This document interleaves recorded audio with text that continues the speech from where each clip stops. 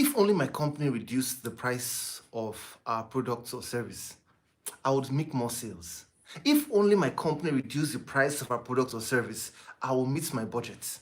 In today's video, I'm going to show you how to win price comparison conversations with prospects so that you can close sales faster and in record time. My name is Iyore. I've trained over 26,000 salespeople across 5 countries: Nigeria, Ghana, USA, UAE, Rwanda. I'm an author of several books and resources on sales, and I've been featured on lots of media platforms to talk about successful selling. I worked in an organization that was given a target to sell to 20 high net worth individuals. I was able to bring in 21 high net worth individuals in a single month. I also participated in a sales competition where I won, and I was sent for the World Cup for an all-expense paid trip. I moved to another organization where I was able to double my portfolio by over 100% in just 11 months. I'm currently the CEO for Ultravantage, and our specialty is in Salesforce management. This means we work with sales teams to help them optimize their results. Of course, we partner with the CEOs, with the team leads, to help them optimize their results and help them achieve sales results in record time. So let me walk you through 4 major things you can do to win price comparison conversations. Now, before I mention these 4 things, just remember that, you see, what is an objection? An objection is not a denial. The moment somebody says, but it's cheaper somewhere else, thank God the person is still in the conversation with you. You can't sell to someone who has walked out of the conversation. To walk out of the conversation means all of a sudden the person is no longer contributing, the person is no longer asking questions, the person is no longer raising concerns, and all the person says is, I'll get back to you. The person has walked out of the conversation. So you don't want the prospect to walk out on the conversation. As long as the prospect is still trying to compare prices, it means the person has seen something possibly of value. It means the person has bought into you, maybe from one of these 4 things I will mention now. It could also mean that the person has realized that, hey, there is really no better price anyway, but it's just trying to use this as a leverage to see how you can reduce your price slightly. Now, another point to also note is that, you see, the real decision behind purchases is not price. Price could be a factor, but the major factor, the elephant in the room, is never the price. What is the elephant in the room? Value. What is value? What this product or service would do for this prospect. How this product or service would meet the need of this prospect. Their belief that it is possible. Their belief that these products can meet their need. And that's why these 4 points I'm sharing with you right now would help you show that, hey, Mr. Prospect, you can believe in me. Mr. Prospect, you can trust me. Because you see, when a prospect believes you and he trusts you, he would accept the value. And when he accepts the value, price will no longer be a major consideration. They could waive it, or they could, but at least most times, they could waive it. What I'm trying to say is that, yes, I'm aware that there are people who are very price sensitive. They will mention price like price is all they're looking for. But at the end of the day, I'm sure you've seen cases where somebody says, I'd like to pay this amount. After you've had good back and forth on the price, you now say, okay, pay it, no problem, pay it, pay it. And the person says, okay, I'll get back to you. Very annoying, right? Because the price is not the issue. When prospects are looking at price, with one other eye, they're looking at value. They want to make sure there's a balance. Because selling means I'm proving to you. When I'm selling to you, means I'm proving to you that what I'm giving to you is greater in value than what I'm telling you to pay. So the value is higher than the price. The moment the prospect is not yet paying, is because he doesn't really see that the value is higher. He feels that the price could be higher. That's why he's not paying. Or he feels that the price is equal. So he wants to negotiate. But when he sees that, wow, this is a steal, he takes action immediately. And your role is making the prospect feel like, hey, this is a steal. This is something I need to jump into. Now, the first thing you want to do to make it possible to win this, to handle these price comparison issues, the first thing you want to do is, number 1, you want to sell yourself. You want to sell yourself. Prospect is saying it's cheaper elsewhere. Sell yourself. How do you sell yourself? 2 ways. Number 1, your personal appearance, how you dress. The person carrying the product is as important as the product. The messenger is as important as the message. So if the messenger doesn't look like I remember in the Bible where the Queen of Sheba met King Solomon, the Bible says that when she saw the dressing of his servants, the Bible says there was no more breath in her. What does that mean?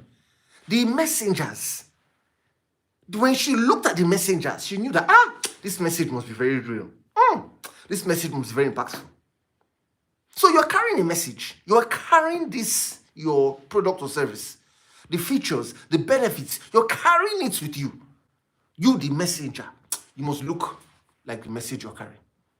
If you say your product is of great value, you must look like someone of great value. You must speak like someone of great value. There are times when pidgin can destroy the sale. There are times when speaking broken, we'll call it, or pidgin can destroy the sale. There are times when speaking vernacular, your local dialect, can destroy the sale. I saw someone who was trying to sell to someone. As he was talking, before long, his local dialect entered the conversation. Now, my concern was the person was selling to, number one, probably the person is not even from his place. Number two, maybe the person is from his place and only grew up in Lagos and had never been there, doesn't even speak the language. So you don't want to assume that because somebody's name is Aderemi, he will speak Yoruba. Because he's Ikena, he will speak Igbo. Because he's Vivian, she will speak Edo, or Ivie, he will speak Edo. You want to be careful. So push your brand forward. Sell yourself. Present yourself in the best way possible. Second thing you want to do to present yourself perfectly. What is your personal story? Why are you selling these products?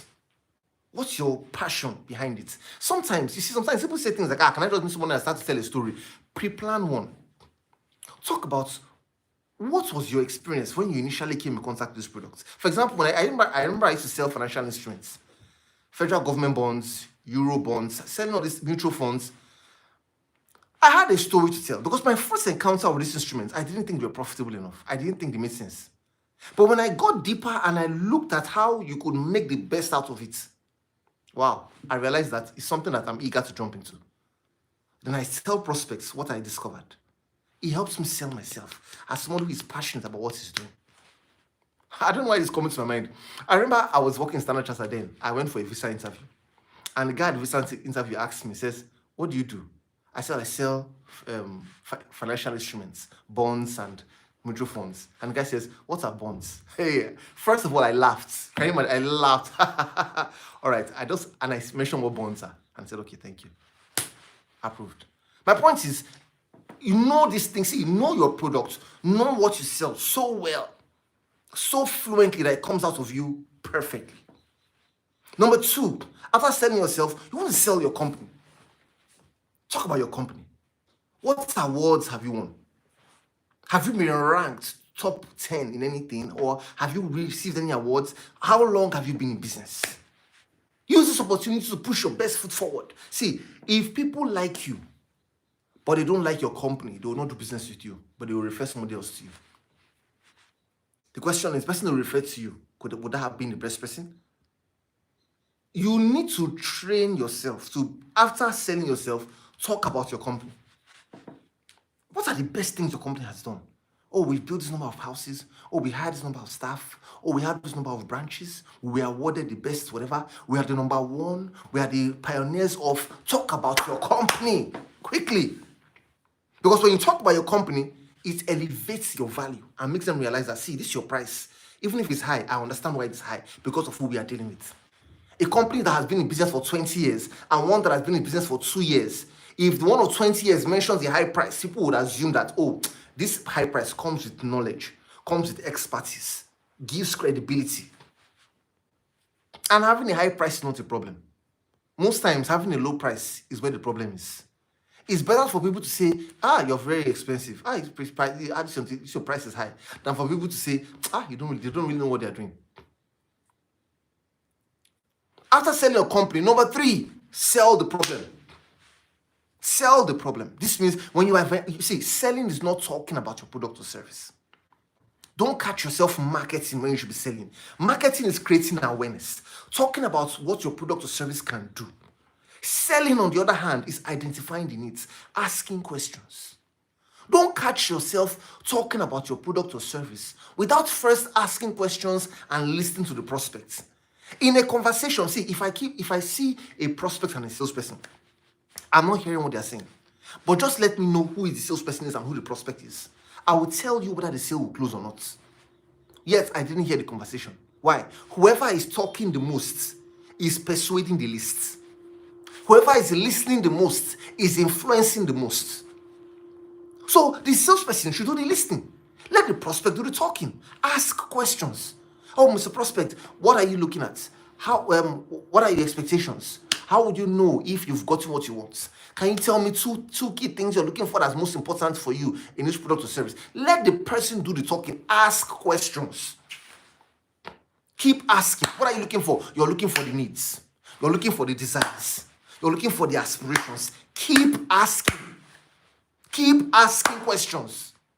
Now, if you ask more than 3 questions, it becomes an interrogation. That's why before you start your conversation, begin by saying, Mr. Prospect, thanks so much for your time today. I'm so glad you give us opportunity to speak with you. Hope you don't mind. When we have meetings like this, we normally like to ask our clients these following questions, just about 3 to 4 questions. Can I walk you through what these questions are? You see how I asked it? You can rewind and watch it again. Very important.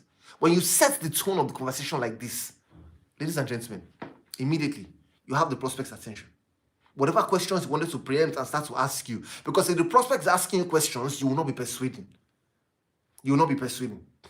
If the prospect is asking you questions, you find out that throughout the conversation, he will be looking for how to disqualify you. Reasons why he shouldn't do business with you. But you are the one who's asking questions. And you listen without interrupting. Don't fall into the trap of saying, I know exactly what you want. In fact, 2 days ago, one of our clients needed exactly the same thing. And this is what we did for them. They interrupt the conversation. No. No 2 patients, even though they both have headache, no 2 headaches are the same. No 2 ailments are the same. No 2 problems are the same. Listen, because value is perception of satisfaction. Even if you think you have the calculated problem, question, do I perceive you're the one who can satisfy this problem? Or who can feel or resolve this problem? I won't perceive you're the one if you're interrupting me. I won't perceive you're the one if you're not influencing me. I read a book many years ago, How to Win Friends and Influence People. Part of how we influence people, or how to become a person of influence, rather. I was surprised in that book. You become a person of influence by listening, by being a good listener, by training yourself to not talk, not interrupt, keeping quiet and watching the person, making eye contact and listening with all your heart. You become a person of influence. So I want you to practice these things. Make a conscious effort. Let the prospects do most of the talking. You listen. Because listening builds trust. And trust is a requirement for people to do business with you. So ask questions. If you ask more than 3 questions, it becomes an interrogation. If you've asked 3 questions and you don't have enough information, ask for permission to ask more questions. And when you found out what the problems are, what do? You emphasize on the problem. Oh, Mr. Prospect, this problem you're talking about right now, what is it costing you to remain like this? If this thing is not resolved, what could be the results? If this thing is not paid back, what could be the results? If this house, you don't move in by next 3 weeks, what could be the results? Find out what the problem is. When you find out about the problem, and the person talks more about the problem is being amplified, right? And when the problem is being amplified, automatically it means that you've sold the problem to the person. And finally, after you've sold yourself, you sold your company, you sold the problem, the person sees a gap between where they are and where they want to be. You've created that gap. You solve the problem. The final thing, ladies and gentlemen, you then communicate value. You sell the solution. Now, how do you sell the solution? You move from primary features, what you have in common with your competition, to secondary features, what is your difference? We do not sell our similarities. We sell our differences. So what is your difference? How are you different from the other party? How are you different from the competitor? Talk about your difference. When we do our presentations, a lot of times, because we know that possibly anybody reaches out to us, they're probably looking at other vendors.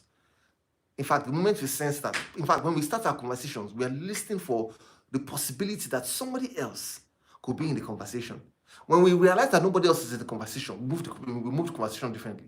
But once we notice somebody's in the conversation, we begin with 5 key things that differentiate us. Because we do not sell our similarities, we sell our differences. Talk about the things that differentiate you. When you're talking about the solution to that problem, in fact, while you're listening, be writing the problems down. Be writing the solutions down that's coming to your mind. If possible, rearrange them quickly.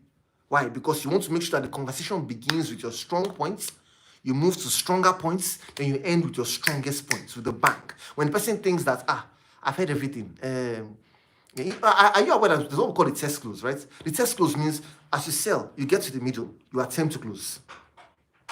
Then you get to the end, you attempt to close. Now, at the middle, you say something like, Mr. Prospect, is it making sense so far? Test close. You're testing to see if the waters are ready for the prospect to jump in. It's like you're putting your hand in hot water to see if the water is hot.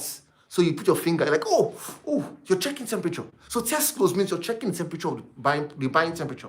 Mr. Prospect, are you ready to take action now? So don't communicate all the features and benefits before you ask for the close. Communicate maybe 2 or 3, then attempt to close. If the person, you still notice, they're still talking about price comparisons. Oh, Mr. Prospect, so what exactly are they offering that's different from us? Or everything we're offering right now, are they offering it? Say, yes, they are. Remember, you've only mentioned 2 or 3. You can mention 2 or 3 more to handle that objection. You now mention the other 2 or 3 aspects of what exactly you offer. And that's where you find out that you have the advantage when it comes to handling price comparisons. Now, remember, whoever can educate the prospect, I'm closing with this, whoever can educate the prospect the most will be the one that's trusted the most. So the battle is not brand versus brand. It's not company versus company. The battle is salespeople versus salespeople. If our salespeople are better than their salespeople, our results will be better than their results. So when you're doing the comparison of salespeople versus salespeople, the question is who can educate better? Who can teach these prospects and let them know the reason for the price? Whoever knows the price will always have a job. Whoever understands the reason for the price will always be the manager, or will always be the boss. So understand the reason for your price. It's not enough for you to know your price. Why people buy from you is more important than the fact that they bought from you. Why are people buying? What's the reason? Educate. Teach them. Let them know this is how pricing is done in this industry. These are the factors that are considered in this industry. That way, it just helps them realize that, see, you're the experts. Because whoever is teaching us, when somebody who teaches us, we tend to respect the person. Think of it, when you're being taught, you're looking up, right? You're seated and you're looking possibly up. Because it's a way of saying, hey, we respect those who teach us. And you build respect instantly when the prospect knows that in addition to these 4 things I've mentioned, you are also educating them and helping them make the best decision. So thanks, my ladies and gentlemen, for watching today's video. If you haven't liked this video, please share this video with others who would love to, or who should be part of this video. You can get a copy of our book. The material I'm making reference to from this training is called The Art of Converting Objections to Sales. The link is below. If you want us to work with your sales team anywhere around the world, we can work with your team. We've done this across 5 countries. Reach out to us, send us an email. Our email details are below. We'll come in and work with your team and help you get results quick and in record time. If you haven't watched this video, please watch this next video. If you haven't subscribed, please subscribe here. And I look forward to seeing you in the next video. Talk to you soon.